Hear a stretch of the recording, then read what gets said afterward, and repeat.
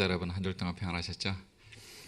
다 함께 자리에서 일어나셔서 우리 하나님 말씀 받으시겠습니다. 요한복음 5장 1절에서 15절까지 우리 한 절씩 교독하시고 15절은 함께 봉독하시겠습니다. 그 후에 유대인의 명절이 있어 예수께서 예루살렘에 올라가시니라.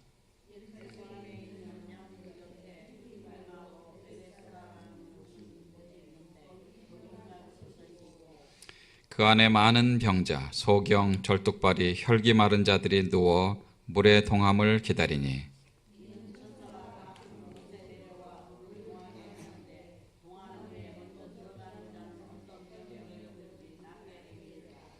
거기 38년 된 병자가 있더라.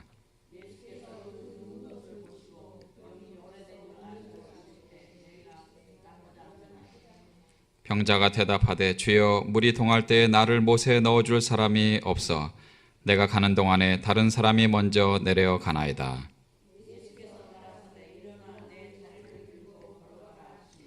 그 사람이 곧 나와서 자리를 들고 걸어가니라. 이날은 안식일이니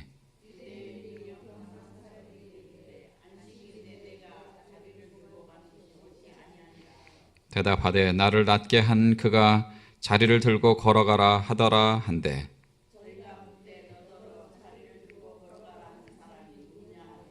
고침을 받은 사람이 그가 누구신지 알지 못하니 이는 거기 사람이 많음으로 예수께서 이미 피하셨음이라.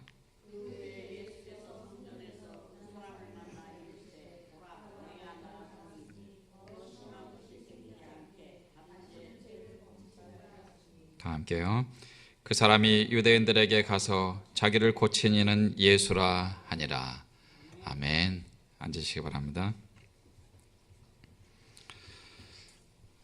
우리 인간은 일반적으로 자신이 가지고 있는 틀과 또 자신의 영역을 벗어나지 못하는 단점이 있습니다. 우리는 그것을 고정관념이라고 말합니다. 어떤 사람은 그것을 고장난 생각이라고 이렇게 말하는 분도 있습니다. 우리는 오늘 요한복음 5장에서 고정관념에서 벗어나지 못하는 두 부류와 또 그 고정관념을 깨워주시는 예수님을 만납니다. 예수님께서 유대인의 명절에 예루살렘에 가셨습니다. 양문 곁에 히브리 말로 베데스다라고 하는 연못이 있었습니다. 베데스다는 자비의 집이라는 그런 뜻입니다. 거기에 행각이 5개 있었는데 그곳에 많은 병자들이 있었습니다. 소경과 절뚝발이, 혈기 마른 자.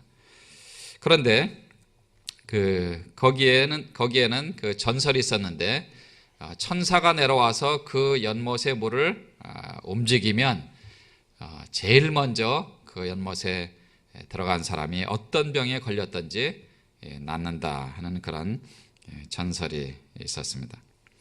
그 수많은 병자들 가운데 예수님께서는 안타까워하고 그리고 몸부림치며 좌절의 늪을 헤매고 있는 한 병자를 만나 주십니다. 우리는 그 사람의 이름을 모릅니다. 왜냐하면 성경이 그 사람의 이름을 밝히지 않고 있기 때문에 그렇습니다. 그리고 어떤 병인지도 잘 모릅니다. 다만 그가 38년 동안 그 병으로, 그 질병으로 거기에 있었고 그리고 낫기를 기다리고 있었다 하는 것만 우리는 알고 있습니다. 예수님께서는 이미 이 병자의 이 병의 내용도 알고 계시고 그리고 오랫동안 거기에 있었다는 사실을 이미 알고 계십니다. 전능하신 하나님 그리고 창조주 하나님이신 예수 그리스도께서 온 우주를 창조하시고 더욱이 인간의 세포를 창조하신 분이 바로 창조주 하나님, 성자 하나님, 우리 주 예수 그리스도이십니다. 그 병자의 병을 꿰뚫어 보시고 그 병자의 상태를 파악하셨습니다.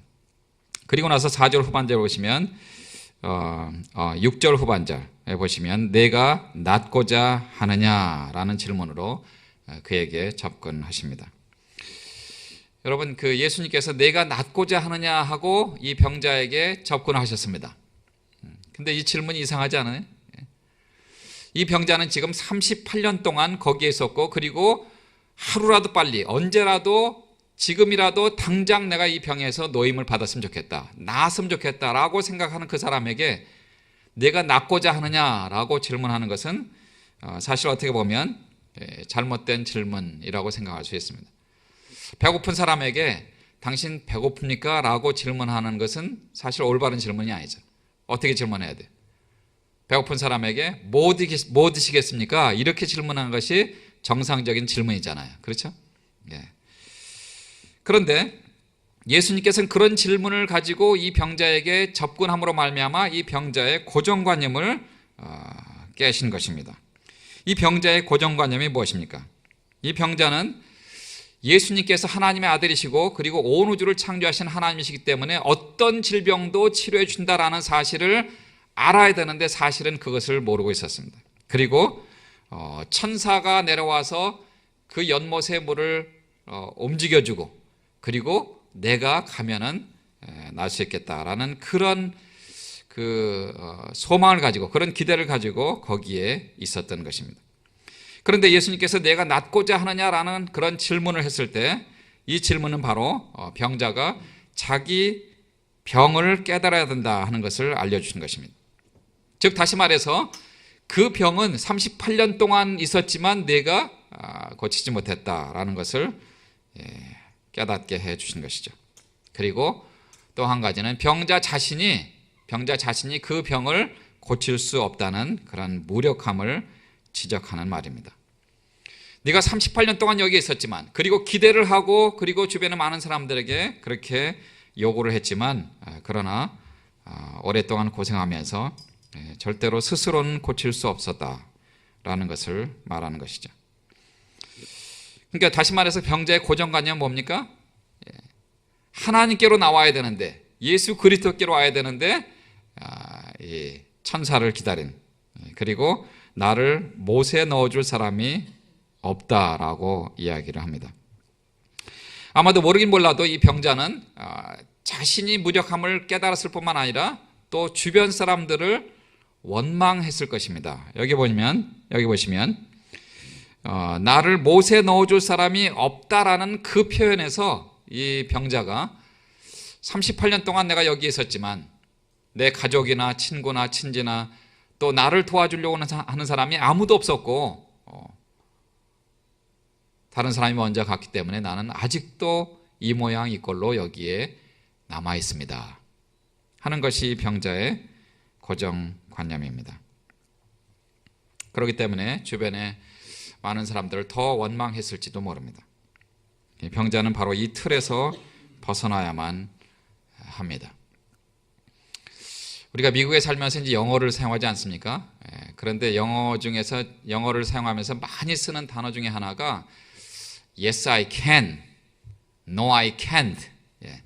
can't와 can 이것이 한 글자 차이예요. 그렇죠? T자가 하나 붙어 있느냐 붙어 있지 않느냐 그 차이입니다. 다시 말해서 내가 할 수 없다라는 그 말과 나는 할 수 있습니다라는 그 말은 한 글자 차이지만 이것은 엄청난 차이가 있는 것입니다. 그래서 할 수 없다 해서 할 수 있다로 바꾼 그 고정관념을 벗어난 사람들이 이 땅에 얼마나 많이 있는지 모릅니다. 옛날에 난 그 신문 기사들입니다. 1901년에 신문에 이런 기사가 났습니다. 인간의 비행을 가능케 하는 실제적인 기계의 조립은 불가능하다.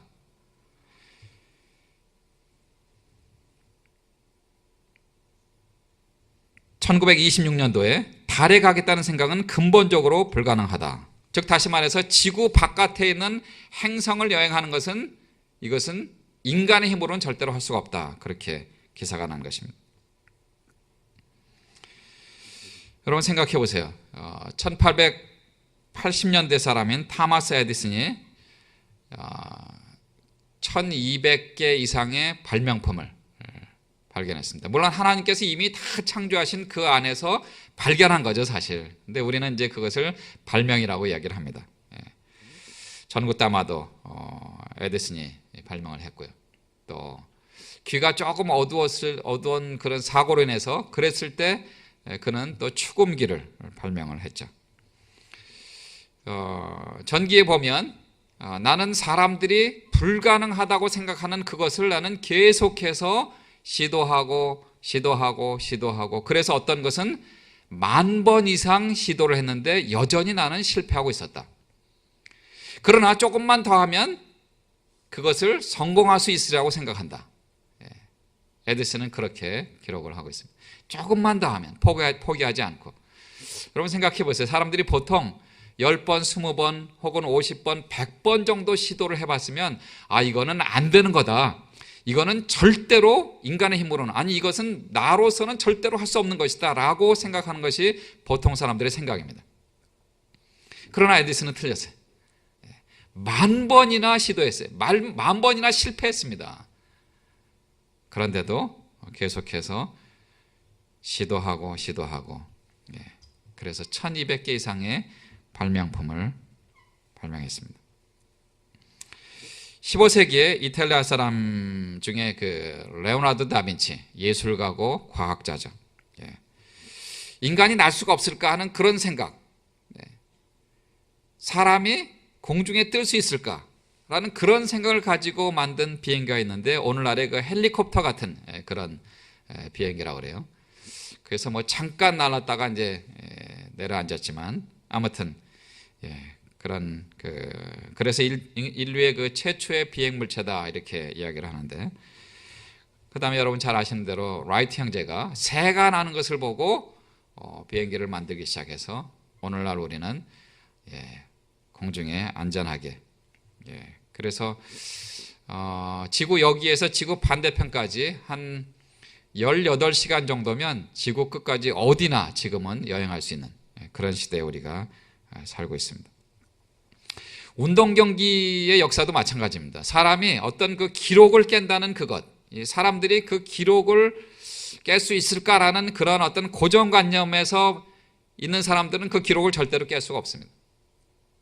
그런데요, 1마일 경기에서 4분 벽을 깨는 것, 그것이 오래전에는 불가능했습니다. 절대로 할 수가 없었어요. 그런데 1954년에 라저 바니스타라는 선수가 4분 벽을 깼습니다. 1마일. 그러니까 많은 사람들이 1마일을 4분 벽에 4분 안에 들어올 수 있구나라고 그 생각이 들은 거예요. 그리고 나서 그 다음부터는 고등학생도 1마일을 4분 안에 들어옵니다. 그리고 37살 된 선수도 4분 안에 들어옵니다. 전문가들은 인간이 28피트 이상을 뛰어넘는 것은 신체적으로 불가능하다고 그렇게 생각했습니다. 그러나 밥 비먼이라는 선수가 28피트가 아니라 29피트를 뛰어넘었습니다. 최저 경기에서 인간이 10점 만점을 맞는 것은 불가능하다고 그렇게 생각했습니다. 그런데 1976년도에 몬트리올 올림픽에서 최저 경기에서 코마네치 선수가 10점 만점, 인간의 불가능을 뛰어넘는 거죠. 인간의 그 벽을 뛰어넘은 거죠. 그 뒤로는 여러 선수들이 10점 만점을 맞는 그러한 완벽한 연기를 구사했습니다. 지난 2월 달에 그 한국의 평창 동계올림픽이 있었습니다. 저도 우리의 조국에서 있은 동계올림픽이기 때문에 우리나라 선수가 어떤 기록을 갖는가 하는 그런 관심을 가지고 시간차도 있었고 그래서 이제 뉴스를 통해서 봤는데 제가 그 중에 깜짝 놀란 것이 하나 있었습니다. 스켈레톤, 이 썰매를 이렇게 누워서 가는 그 스켈레톤의 윤성빈 선수라는 그 선수가 한 6년 정도 해서 올림픽에서 금메달을 땄는데, 뉴스를 보다가 깜짝 놀란 게 뭐냐면 이 허벅지를 꿀벅지로 만들고, 그리고 고등학교 때로 제가 들었습니다. 고등학교 때 그 자리에서 점프해서 1m 이상을 뛰는 그런 뉴스를 봤습니다. 깜짝 놀랐어요. 그 자리에서 1m 이상, 실제로 한 1m 3cm 정도를 뛰어 오른 거라고 그렇게 뉴스에 나왔습니다. 그러니까 다시 말해서 어떤 한 사람이 한계를 뛰어넘으면 모든 사람들이 그것이 가능하구나라고 생각이 되면서 자신의 고정관념을 넘으면서 여러 사람들이 그 한계를 뛰어넘게 되는 것입니다. 그러니까 다시 말해서 우리의 장애는 신체적인 불가능이 아니고 정신적인 그런 제한입니다. 나는 할 수 없다라고 생각하는 그 생각 때문에 절대로 하지 못했는데 누가 해보니까 그렇게 됐구나. 저 사람이 하면 나도 가능하겠지. 그래서 그 고정관념을 그리고 그 한계를 뛰어넘는 것입니다. 예수님께서 이 병자에게 내가 낫기를 원하느냐라고 질문했을 때 사실 그의 가장 깊은 부분을 건드리신 것이죠. 38년 동안 제가 하루도 낫기를 원치 않은 그런 시간은 없었습니다. 그렇잖아요? 크고 작은 질병을 가진 저와 여러분들도 마찬가지죠. 조금만 아파도 하나님 감기 빨리 낫게 해주세요. 우리가 그런 기도하지 않습니까? 그런데 38년 동안 그런 질병을 갖고 있다면 내가 낫기를 원합니다. 이 속에서 그런 희망이 살아나기 시작한 거죠. 예수님께서 말씀하십니다. 8절에 내 자리를 들고 걸어가라 하시니, 내 자리를 들고 걸어가라. 38년 동안 아마 모르긴 몰라도 다리에 이상이 있었던 병자 같아요. 그래서 다른 사람보다 더 빨리 가지 못했던 그런. 예수님께서 지금 내 자리를 들고 내가 깔고 앉았던 그 매트를 들고 일어나 걸어가라 라고 선포했습니다. 하나님이 선포하신 그것은 바로 가능과 능력입니다. 불가능이 아니에요. 가능입니다. 하나님께는 능치 못하심이 없습니다. 전능하신 하나님, 온 우주를 창조하신 그 하나님, 그분께서 말씀하십니다. 일어나 들고 걸어가라. 지금 예수님께서 일방적으로 이 병자의 병을 치료해 주신 거예요. 뒤에 보니까 예수님이 누군지도 몰랐어요. 이 병자는 누군지도 몰랐어요. 그 예수님이 하나님의 능력으로 일방적으로 이 병자를 치료해 주신 것입니다. 요한복음 10장 10절에 보시면 도적이 오는 것은 도적질하고 죽이고 멸망시키려는 것뿐이요 내가 온 것은 양으로 생명을 얻게 하고 더 풍성히 얻게 하려는 것이라. 예수님께서는 이 병자를 치료해 주시고 그리고 치료하신 이후의 삶에 대해서도 관심을 가지셨습니다. 14절에 보시면 성전에서 그 사람을 만나서 이르실 때 보라 내가 나았으니 더 심한 것이 생기지 않게 다시는 죄를 범치 말라 하시니, 예수님이 지금 이 병자에게 뭐라고 말씀하세요? 내가 지금 그렇게 된 것이 내 죄 때문에 된 것이다 라는 것을 지적하신 거예요. 물론 성경에 보면 모든 것이 다 죄 때문에 질병이 왔다라고 그렇게 말씀하시지는 않습니다. 그렇게 생각하는 것은 위험한 것입니다. 그렇게 생각하는 사람은 그래서 감기만 걸려도 감기 귀신 이렇게 표현하는 사람도 있는데 그건 아닙니다. 요한복음 9장에 보시면 날 때부터 소경된 사람이 있어요. 날 때부터 소경된 사람. 그런데 그 당시에 그 제자들의 고정관념은 뭐냐면 죄 때문에 병이 온다고 그렇게 생각한 거예요. 그래서 예수님께 질문을 어떻게 했어요? 예수님, 이 사람이 소경으로 난 것이 자신의 죄 때문에 그렇습니까? 아니면 부모의 죄 때문에 그렇습니까? 그렇게 질문했어요. 요한복음 9장 한번 읽어보세요. 그러니까 예수님께서 뭐라고 말씀하세요?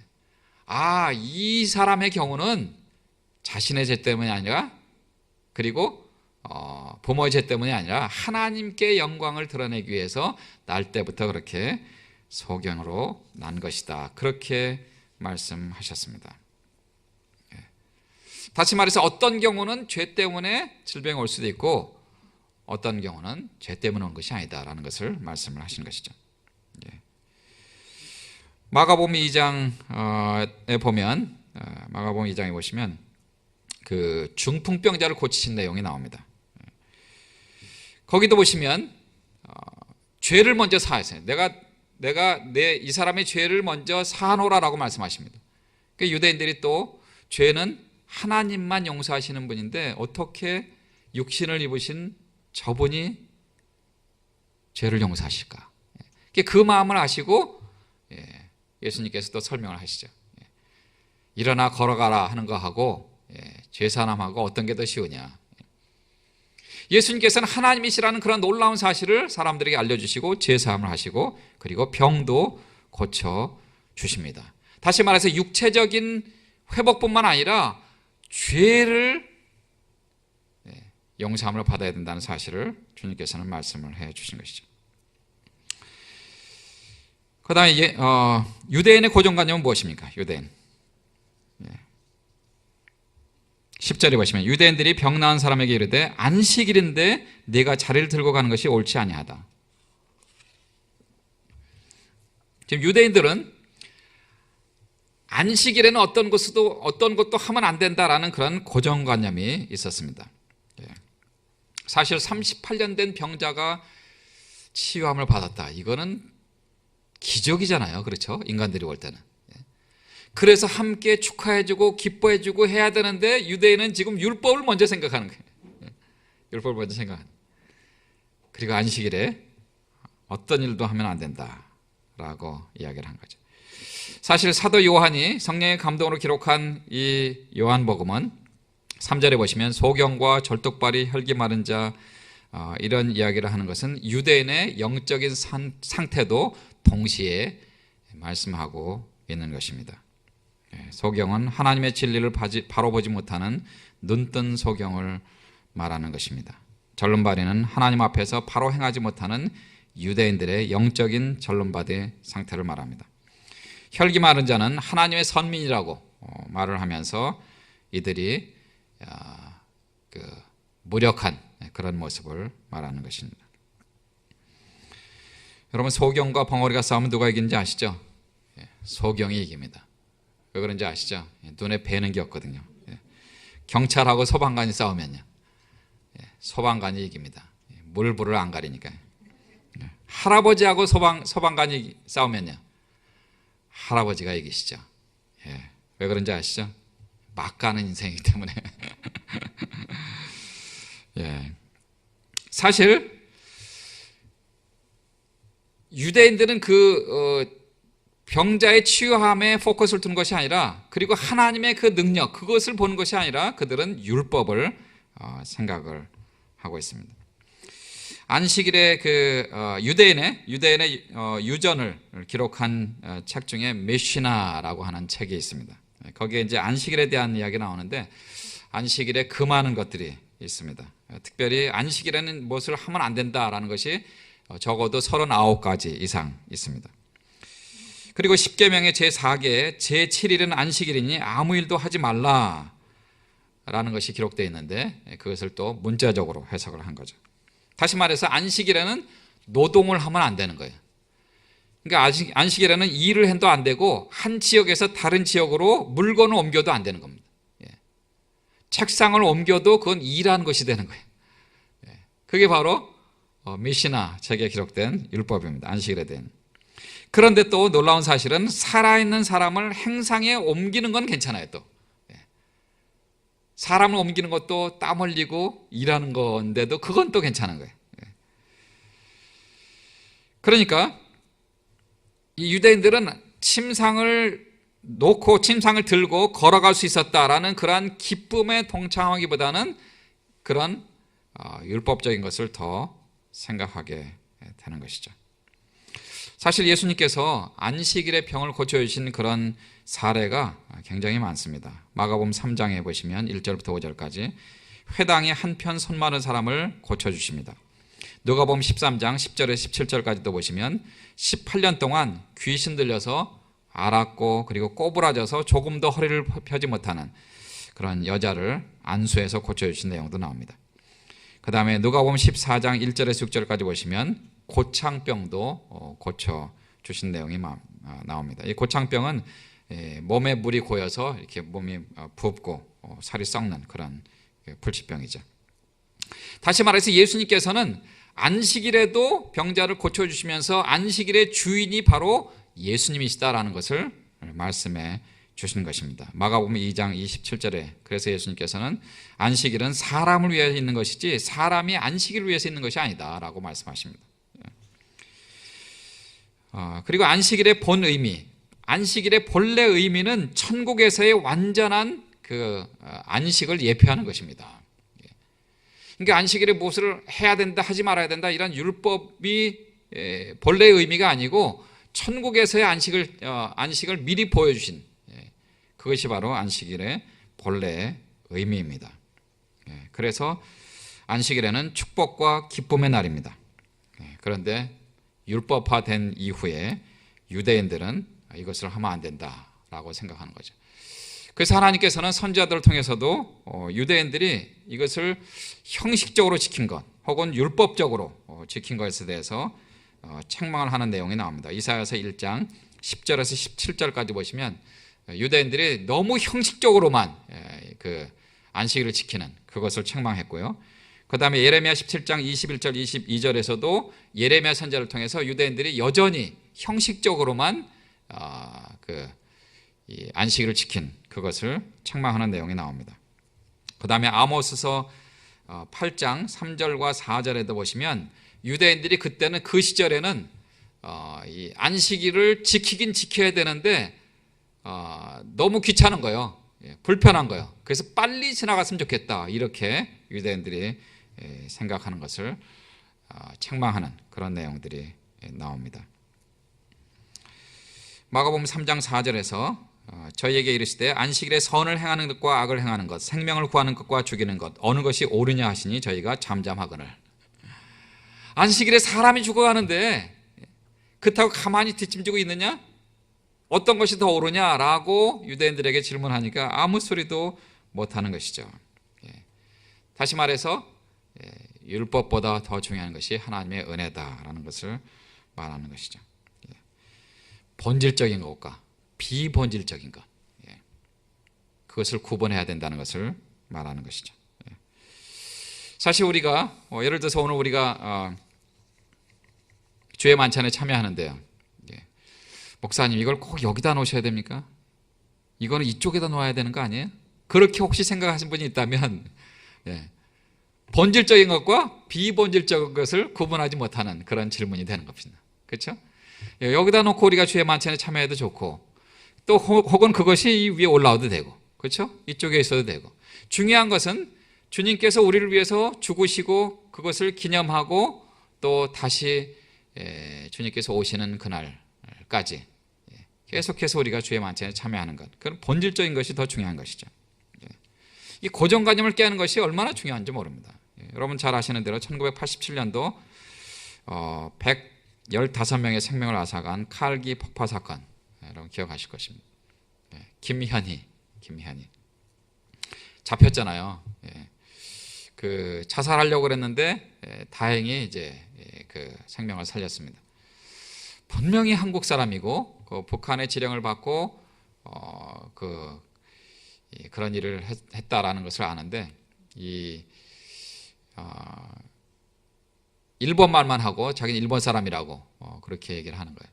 그런데 한 8일 정도 지난 다음에 이제 우리가 기본적으로 해야 되는 게 있잖아요. 먹고 자고 또 샤워하고. 그런데 한국에서 그때 그 목욕탕에를 같이 간 거예요.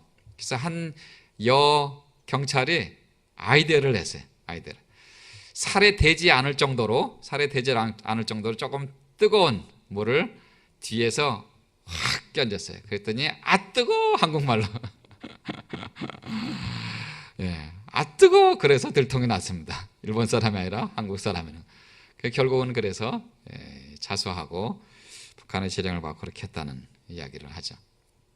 여러분 우리 저도 그렇고 여러분도 그렇고 우리가 돈 쉴 때는 모국어로 쉬는 거 아시죠? 모국어로. 아무리 우리가 미국에 살아도 1, 2, 3 이렇게 안 쉬어요. 돈 쉴 때 하나, 둘, 셋, 10불, 20불 이렇게 한국말로 쉬지. 그렇습니다. 38년 된 병자, 그의 고정관념, 또 유대인의 고정관념, 그것을 깨는 것이 얼마나 중요한지 모릅니다. 사람들의 고정관념 중에 그 고정관념을 깬 그런 새로운 상품들, 이런 것들이 나온 것이 굉장히 많습니다. 저희 자랄 때만 해도 선풍기 그러면 팬이 돌아가는 게 선풍기였잖아요. 그렇죠? 근데 그 고정관념을 깨고 팬이 없는 선풍기가 나왔습니다. 나왔어요. 여러분, 이 전화기, 지금은 이제 스마트폰이라고 그렇게 얘기를 하는데, 전화기가 처음에 나왔을 때는 이 핸드폰이죠. 핸드폰이 나왔을 때는 그냥 전화만 했잖아요. 그렇죠? 그래서 이렇게 여는 전화도 나오고 그렇게 했습니다. 그런데 이 전화기라든지 혹은 컴퓨터라든지 이런 것을 우리는 화면을 그냥 보는 것으로만 생각했는데, 그 고정관념을 깬 사람이 이거를 한번 여기서 타치해서 한번 움직이는 것을 한번 해볼까? 그래서 하니까 이렇게 움직여. 컴퓨터도 그렇고. 그 이전엔 절대로 그런 생각을 못했어요. 그냥 화면은 보는 겁니다. 그런데 저 화면을 내가 그냥 손으로 한번 움직여 볼까? 하는 것을 연구한 결과 그게 나온 겁니다. 자동차를 우리가 타고 하늘을 한번 날아볼까? 그래서 자동차와 비행기 합성해갖고 하늘을 나는 자동차가 벌써 나왔습니다. 상용화 하려면 이제 뭐 가격이라든지 또 우리 하늘 가는 길도 있는 거 아시죠? 비행기도 가는 길로 갑니다. 그런 것이 이제 된 다음에 나중에 상용화가 되겠죠. 그런 모든 것들. 그게 우리의 고정관념이 깨져야지만 그렇게 나올 수 있는 것들이죠. 인간들에게 그 무서운 질병이 있는데, 코타르 증후군이라는 질병이 있습니다. 그것은 자신이 죽었다고 착각하는 사람들이에요. 그냥 이렇게 그냥 뭐라고 할까요? 영화에 나오는 것처럼 멍하니 그냥 자기가 죽었는데 그냥 그렇게 살아가는. 그거는 이제 물론 그 뇌가 손상을 입어서 그렇게 생각하는 그런 그 정신질환의 일종이라고 합니다. 그 다음에 카그라스 증후군이라는 그 병이 있는데요. 사람이라든지 동물이라든지 혹은 물건이라든지 이것이 진짜가 아니고 그냥 환상이라고 생각하는 그런. 요즘에 그런 사람들이 있습니다. 어떻게 있어요? 그 사이버 세계에 들어가서 사는 사람들. 사이버 세계. 현실 세계에 적응하지 못하는 사람들이죠. 그러니까 우리가 이 인터넷, 컴퓨터, 스마트폰 너무 거기에 몰두하면 현실 세계에 어려움이 있을 수 있습니다. 우리가 컨트롤 좀 잘 해야 되죠. 예수님은 나를 보시고 나를 아십니다.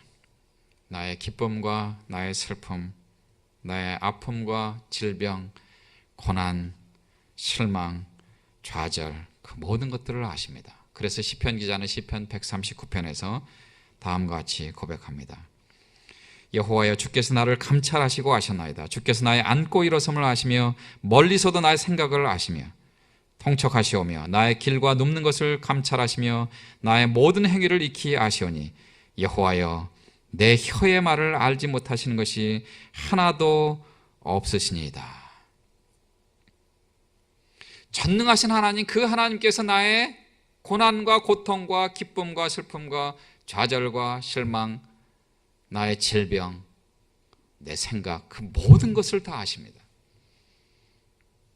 그래서 우리가 주님께로 나올 때 주님께서는 우리의 모든 것을 해결해 주시고 그리고 회복시켜 주시고 치료해 주시는 우리의 아버지십니다. 송축해 내 영혼, 내 영혼아, 거룩하신 이름, 이전에 없었던